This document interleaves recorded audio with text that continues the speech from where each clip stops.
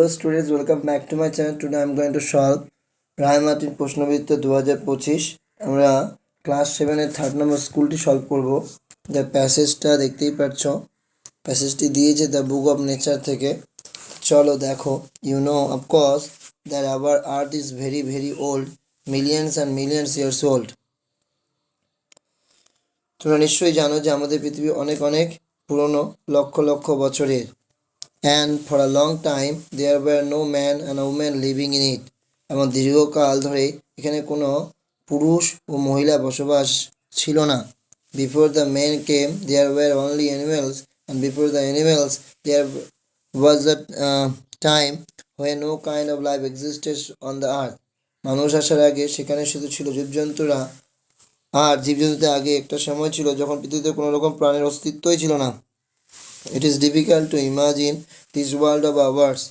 এটা আমাদের যে বিশ্ব, এটা কল্পনা করাই tough, which is so full today, যেটা আজকে পূর্ণ of all kinds of elements, সমস্ত পশু দিয়ে, and man, মানুষ দিয়ে, to be without them,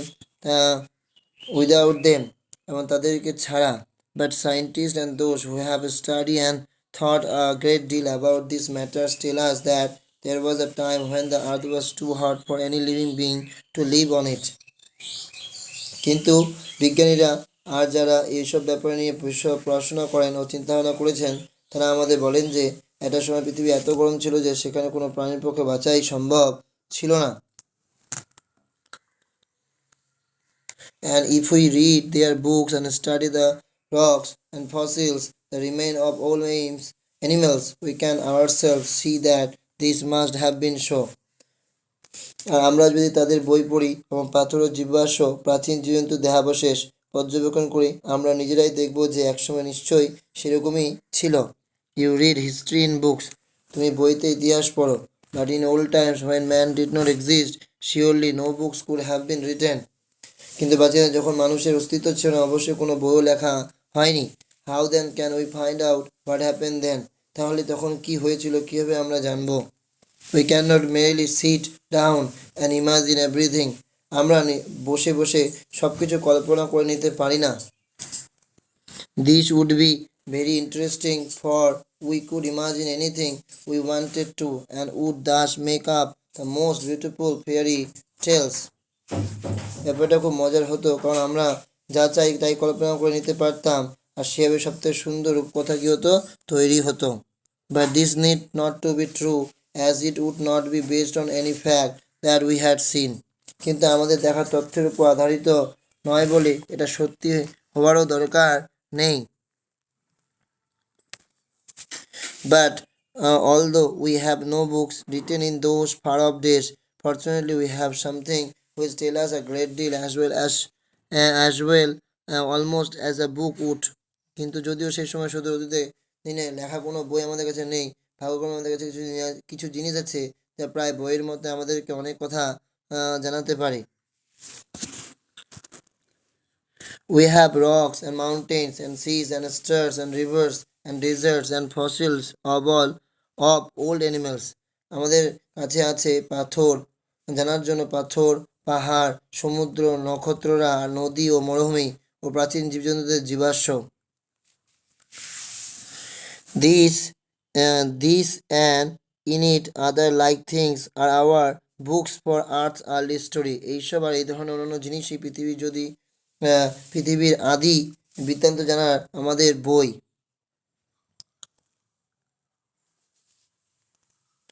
And the real way to understand this story is not merely to read about it in other people's book, but to go to the great nature book of nature itself. আর এই সমস্ত বোঝার জন্য প্রকৃত উপায় শুধুমাত্র অন্যের বইয়ে এই বিষয়ে পড়া নয়, বরং প্রকৃতির যে মহান গ্রন্থ সেখানে যাওয়া, নিজেকে নিয়ে যাওয়া। You will, I hope, soon begin to learn how to read this story from the rocks and mountains and imagine how fascinating it is. আমি আশা করি তুমি শীঘ্রই পাথর, পাহাড় নিয়ে এই বৃত্তান্ত কীভাবে পড়তে হয় তা শিখতে শুরু করবে, আর ভেবে দেখো ব্যাপারটা কি দারুণ। Every little stone that you see lying in the road or the mountain side may be the little page in nature's book, and may be able to tell you something if you only knew how to read it. রাস্তায় বা পাহাড়ের পাশে পড়ে থাকা প্রত্যেকটা ছোট ছোট পাথর প্রকৃতির বইয়ের একটি ছোট ছোট পৃষ্ঠা হতে পারে, শুধু যদি তুমি জানো কীভাবে সেটাকে পড়তে হয়। To be able to read any language, Hindi or Urdu or English, you have to learn its alphabet. যে কোনো ভাষা পড়তে হলে হিন্দি বা উর্দু বা ইংরেজি তোমাকে সেটার অক্ষর শিখতে হবে। So also you must learn the alphabet of nature before you can read her story in her books of stone and rock. ফলে প্রকৃতির নুড়ি পাথরের বইয়ের তার কথা পড়তে হলে আগে তোমাকে প্রকৃতির অক্ষর অবশ্যই শিখতে হবে। এই হচ্ছে passage.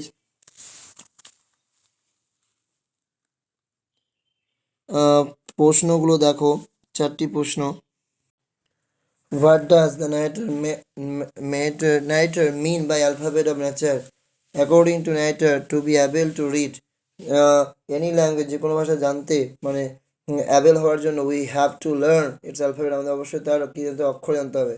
Here alphabet of nature means, alphabet of nature মানে alphabet সেই alphabet সেই অক্ষর which tell us যারা বলবে about nature কি বিষয়ে, প্রকৃতির বিষয়ে। What can serve as a page in nature's book? Every stone that can be seen on the road or on the mountain side can serve as a page in nature's book. How old is the earth? The earth is millions and millions years old. এই প্রশ্নটা তারপর আছে why were there no living being on earth long time back? There were no living being on the earth long time back because it was too hot to live in it. এরপর true false, before animals there were only men and women. Before men no kind of life existed on earth. এটা কি হবে, false হবে। Complete the following sentence. Fossils are the remains of old animals. এরপর রয়েছে we are 7 এর কবিতা। I met a little cottage girl. আমার একটা ছোট্ট গ্রাম্য বালিকার সঙ্গে আমার দেখা। She was 8 years old. তার বয়স 8। And she said, সে বলেছিল, her hair was thick, many curls. তার চুল ছিল ঘন কুৎসিত। That clustered round her head, যা তা মাথাকে ঘিরে রেখেছিল। She had a rustic woodland air. তার ছিল এক গ্রাম্য জঙ্গলি হাবভাব। And she was widely clad. তার পোশাক ছিল বর্ণ। Her eyes were fair. তার চোখগুলো সুন্দর। Very fair, খুবই সুন্দর। Her beauty made me glad. তার সৌন্দর্য আমাকে কি করেছিল, খুশি করেছিল। এরপর রয়েছে 3টি প্রশ্ন, নোটস ডাউন করেছি, দেখে নাও।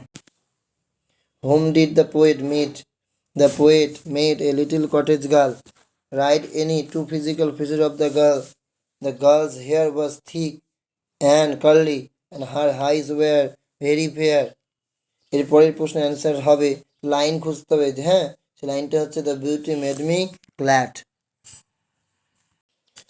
এরপর আনসিন রয়েছে, দেখো ওয়ান্স আপন এ টাইম, কোনো এক সময় এ নোবেল ম্যান, এক সম্ভ্রান্ত মানুষের বিল্ড এ গ্রেট হাউস, তৈরি করেছিল একটা বিশাল বাড়ি। On the gate he wrote the words, this house is to be given to the first man who can prove that he is contented. এই বাড়িটা গেটে লিখেছিলেন, এই বাড়িটা দিতে হবে প্রথম মানুষের কাছে। বলছেন this house is to be given to the first man, সেই প্রথম মানুষটিকে দেওয়া হবে, হু ক্যান প্রুভ দ্যাট, যে কিনা প্রমাণিত করতে পারবে যে হি ইজ কন্টেন্টেড, সে হয় সন্তুষ্ট। One day stranger knock the gate and desire to speak to the noble man. একদিন একটা অপরিচিত লোক দরজায় টোকা দিল এবং মহৎ লোকটির সাথে কথা বলতে চাইল। আই হ্যাভ কাম, আমি এসেছি। সেইড হি, বলেছিলেন তিনি বা বললেন তিনি, to take the positions of this house, এই বাড়িটি দখল নিতে। বিকজ, কারণ, আই ক্যান প্রুভ দ্যাট, আমি প্রমাণিত করতে পারবো যে, আই অ্যাম কন্টেন্টেড, আমি সন্তুষ্ট।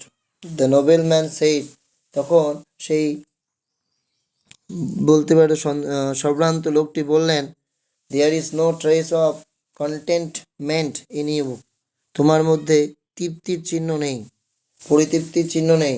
ইফ ইউ আর কন্টেন্টেড, যদি তুমি সন্তুষ্ট থাকো, you would not wish to get the positions of my house, তবে তুমি আমার বাড়ির দখল নিতে চাইতে না। সেইং দিস, বলে he turned the man out, সে মানুষটি বাইরে বের করে দিল। এবার প্রশ্ন হচ্ছে what was the peculiar about the nobleman's house. ওই প্রথমে উত্তরটা তোমরা এখান থেকে লিখবে, দ্য হোয়াটের জায়গায় উপর থেকে লিখে দেবে সম্পূর্ণটা, ঠিক আছে। অন দ্য গেট, 1 নম্বর দেওয়া আছে দেখো, on the gate he wrote the words this house is to be given to the first man who came to prove that he is contented. বাকি লিখে দেবে was peculiar about the nobleman's house. What do you think about the underlying message of the given passage. The no one in the world is satisfied, কেউ এই পৃথিবীতে কি নেই, পরিতৃপ্ত নেই। এরপর প্যাসেজ থেকে খুঁজে লিখতে হবে, হ্যাঁ, তোমার হচ্ছে সেম মিনিং, যার একই মানে, সমার্থক শব্দ, অনারশিপ, তাহলে পজিশনস, সাইন, ট্রেস। এরপর grammar, the little maid replied quickly. তো এখানে বলছে আন্ডারলাইন দ্য অ্যাডভার্ব, অ্যাডভার্ব হচ্ছে কুইকলি, এটা কেমন adverb, adverb of manner. They are dash a horror movie now, এখানে হবে they are watching, they are watching. Shimla is dash than Kolkata, than আছে মানে কম্পারেটিভ ডিগ্রি, কুল থেকে cooler. Give the superlative degree of out, outmost বা outer most. Frame a meaning sentence with homonym of wonder, ওয়ান্ডারের হোমোনিম। তোমরা জানতে হবে what is homonym. Homonyms are words that have the same, সে একই শব্দ হতে পারে বা ডিফারেন্ট স্পেলিং হতে পারে, অ্যান্ড মিনিং হতে পারে, বাট দ্য সেম প্রোনাউন্সিয়েশন, উচ্চারণটা একই হবে। ওয়ান্ডার, WONDR, এটা মানে হচ্ছে কিন্তু অবাক হওয়া। I wonder what the boy is doing now, বা ওটা কী করতে থেকে অবাক হলাম। আর একটা ওয়ান্ডার, এটা কিন্তু মানে হচ্ছে the students wonder the halls, ছাত্ররা কী করছে, ঘুরে বেড়াচ্ছে হলে ধারে ধারে। He signs dash the radio, he sings dash the radio, he sings on the radio.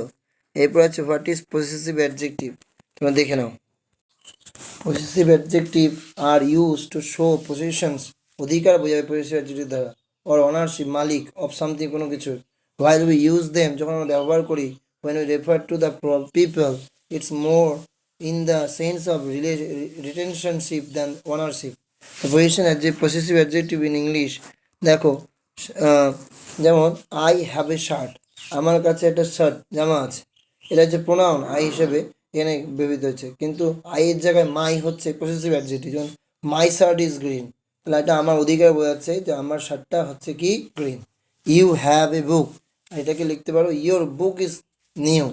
He has a pillow, his pillow is soft, এটা হচ্ছে এজ অ্যান এক্সাম্পল।